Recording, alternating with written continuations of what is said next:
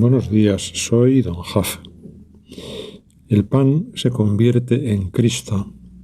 Es el título de nuestra oración de hoy, y en ella vamos a hablar con Jesús del momento central de la Santa Misa de la Consagración, que es el momento en el que ocurre ese milagro.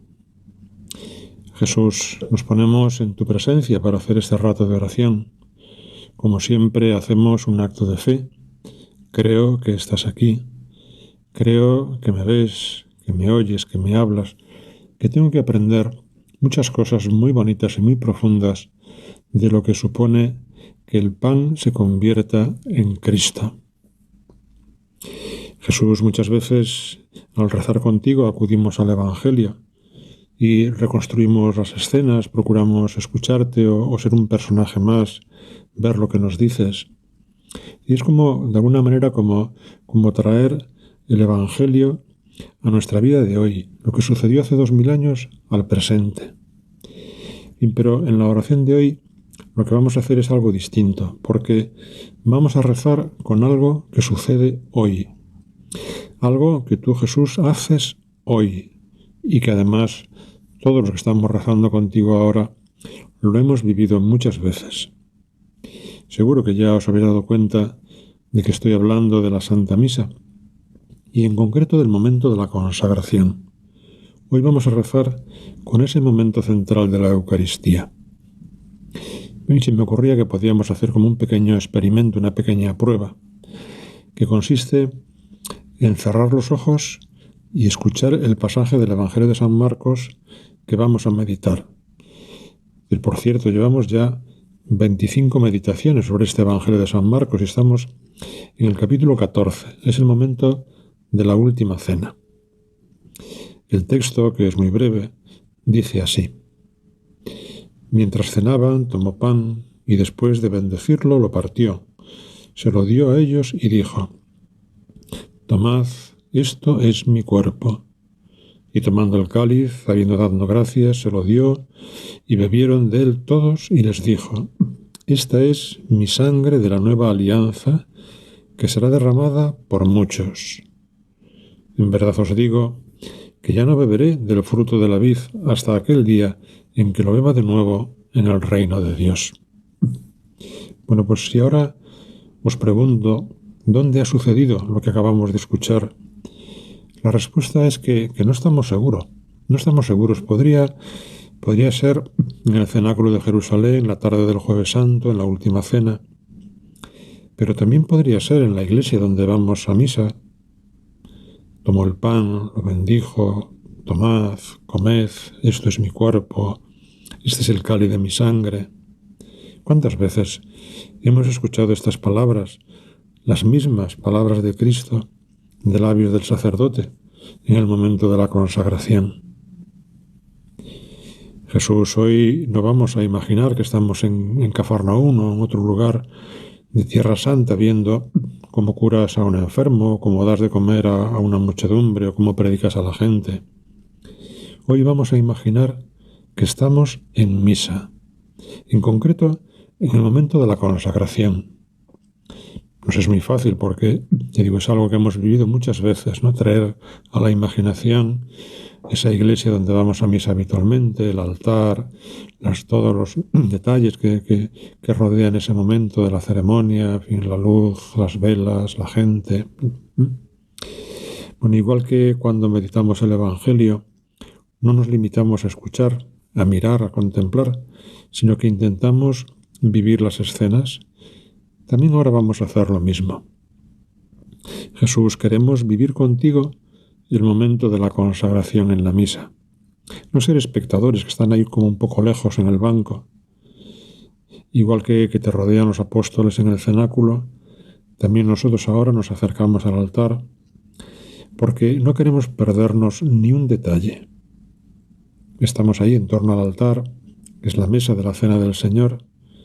Se han preparado los dones que vamos a ofrecer, el pan y el vino. En el centro estás tú, Jesús, porque el sacerdote en ese momento es Jesús. El sacerdote no es un ministro que preside la celebración, es Jesús. Su cuerpo, sus manos, su voz, son las manos de Cristo, son la voz de Cristo, el cuerpo de Cristo. Comienza la plegaria eucarística y la oración de Jesús se dirige al Padre. Santo eres en verdad, Señor, fuente de toda santidad. Y en esa oración Jesús le pide nada menos, dice que santifiques estos dones con la efusión de tu Espíritu. Le pide al Padre que envíe al Espíritu Santo, que el Espíritu Santo descienda en ese momento. El sacerdote extiende las manos, son las manos de Cristo, sobre las ofrendas y las bendice, de manera que se conviertan para nosotros en el cuerpo y la sangre de Jesucristo nuestro Señor. Fijaros, en un momento se ha hecho presente la Trinidad. Jesús se dirige al Padre para que envíe al Espíritu Santo sobre el pan y el vino, de modo que esa acción del Espíritu Santo los convierta en el cuerpo y la sangre de Jesucristo nuestro Señor. Cuando explico esto que os acabo de decir, me acuerdo siempre del momento de la Anunciación, es decir, cuando María le pregunta al ángel cómo se va a realizar la encarnación. La respuesta, la recordáis, ¿no? El Espíritu Santo descenderá sobre ti.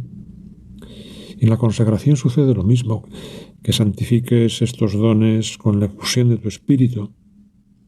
Pero lo que es también muy impresionante, muy asombroso, es que en nuestra vida sucede también lo mismo. El Espíritu Santo es enviado a nuestros corazones para formar a Cristo en nosotros, para transformarnos en Cristo. Jesús, cuando seguimos contemplando, mejor dicho, viviendo, ¿no?, ese momento de la consagración, nos fijamos en cada uno de tus gestos. Tomó pan, dando gracias, lo partió y lo dio a sus discípulos. Y como decía antes, muchas veces en la oración tratamos de imaginar las escenas, ¿no? Pero ahora basta con abrir los ojos. Y vamos a ver cómo Jesús coge el pan en sus manos, lo parte y lo reparte entre sus discípulos.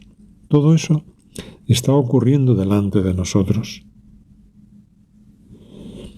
A veces al explicar estas cosas a los niños, les pregunto si han visto alguna vez un milagro. La respuesta es siempre que no. Entonces los dejo un poco desconcertados porque les digo que yo sí que he visto muchos milagros. Y no solamente eso, sino que son milagros que ocurren en mis manos. Y les enseño, les muestro las manos de sacerdote en ese momento. Jesús, hemos vivido tantas veces el milagro de la consagración que nos podemos acostumbrar, que casi nos parece normal. Ya sabemos lo que va a pasar en ese momento, ¿no? Lo estamos esperando, nos lo sabemos de memoria. Pero no puede dejar de asombrarnos. Y eso es lo que también ahora, Señor, te pedimos en la oración. Es decir, que vivamos la Santa Misa, toda la Santa Misa, pero especialmente ese momento de la consagración, con esa actitud profunda de asombro. La fuerza de las palabras hacen el milagro. Esto es mi cuerpo que será entregado por vosotros, ¿no? Igual que leemos en el Evangelio que Jesús dice al paralítico que se levante, ¿no?, y su palabra hace el milagro de curarlo. Ahora en el altar también sus palabras hacen un milagro mayor, mucho más grande, mucho más asombroso: convertir el pan y el vino en el cuerpo y la sangre de Cristo. Jesús, seguimos escuchando tus palabras. Tu cuerpo se hace presente, pero no te quedas ahí delante de mí para que te pueda contemplar como a una cierta distancia, ¿no? Este es mi cuerpo, pero mi cuerpo que está a unos metros. Sino que me dices que ese cuerpo tuyo es cuerpo entregado por mí y a mí. Qué importante es la palabra entregado. Jesús se hace hombre para entregarse. Jesús hace pan para entregarse. Jesús está ahí en el altar entregado. Esto Nos lleva también a pensar en el momento de la comunión, cuando esa entrega, esa donación, se hace realidad, pudiendo nosotros alimentarnos y comer el cuerpo de Cristo, ¿no? Es muy fuerte esto, pero es así. El sacerdote, al darnos la comunión, nos lo recuerda, dice, el cuerpo de Cristo. Y nosotros respondemos con un acto de fe, amén. Jesús, tu entrega en la Eucaristía me impresiona y me hace pensar, porque cada vez que oigo, que voy a misa y oigo esas palabras, ¿no? Esto es mi cuerpo entregado, es como si golpeasen el corazón. Tu entrega de ese modo, tú te entregas así hasta ese extremo. Y yo tantas veces pensando en mí. En otro día hablaremos de esto, porque me parece que ese planteamiento de ver la vida como donación, como entrega, imitando a Jesús, nos abre horizontes muy grandes. Pues seguimos, ¿no? Jesús, cuando ya te has hecho presente en el pan, hay dos gestos muy bonitos y que dicen muchas cosas. Por un lado, el sacerdote te eleva en silencio, ¿no? Son unos segundos, pero muy intensos, y con ese gesto te muestra al pueblo, y cada uno en ese silencio te podemos decir tantas cosas. Te miramos con ojos de fe, con los ojos de la fe, escondido en ese trozo de pan, y nos sale del corazón un acto de amor. Jesús, te amo, te quiero amar con todo mi corazón. Y después el sacerdote se arrodilla, con calma, parando un instante en un gesto de adoración. También nos sale del corazón un Jesús, te adoro con devoción. En la elevación de Cristo escondido en el pan, indica que queremos ponerlo por encima de todas las cosas, que Él es el centro y la referencia de nuestra vida. Y la adoración de rodillas indica lo que somos nosotros, que no somos nada y que ante nuestro Dios lo que nos sale es adorar. Permitidme un pequeño desahogo. Hay una cosa que me duele especialmente cuando celebro la Santa Misa, y es ver cómo en el momento de la consagración hay mucha gente que no se arrodilla. A veces toda una iglesia. Y me duele porque pienso, y toda esa gente que está ahí es gente buena, es gente que viene a misa. Muchos van a comulgar después, pero no son conscientes de lo que está pasando en este momento. No saben lo que significa la consagración y por qué es tan importante ponernos de rodillas delante de Dios. En fin, seguramente una parte importante de culpa la tenemos los sacerdotes por no explicar mejor estas cosas. Bueno, vamos a terminar, como siempre, con la Virgen mirando a la Virgen. En las páginas del Evangelio descubrimos muchas veces cómo María está presente en aquella escena, aunque no aparezca en el relato. En la consagración, en la misa, pasa lo mismo. Ella está ahí presente, ¿no? Y ahí descubrimos ese paralelismo que hay, lo que decía antes, ¿no?, entre la anunciación del Verbo y la consagración en la misa. Vamos a pedirle a ella que nos ayude a vivir ese momento tan extraordinario como ella lo vivió cuando asistió a las misas que celebraban los apóstoles. Que Dios os bendiga.